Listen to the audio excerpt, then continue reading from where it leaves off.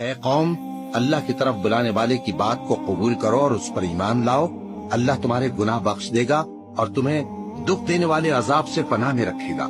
اور جو شخص اللہ کی طرف بلانے والے کی بات قبول نہ کرے گا تو وہ زمین میں اللہ کو عاجز نہیں کر سکے گا اور نہ اس کے سوا اس کے حمایتی ہوں گے۔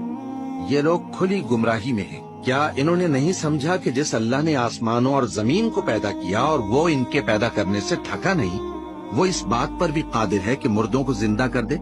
ہاں، کیوں نہیں؟ وہ ہر چیز پر قادر ہے۔ اے نبی، عفو و درگزر اختیار کرو اور نیک کام کرنے کا حکم دو اور جاہلوں سے کنارہ کر لو۔ اور اگر شیطان کی طرف سے تمہارے دل میں کسی طرح کا وسوسہ پیدا ہو تو اللہ سے پناہ مانگو، بے شک وہ سننے والا ہے، سب کچھ جاننے والا ہے۔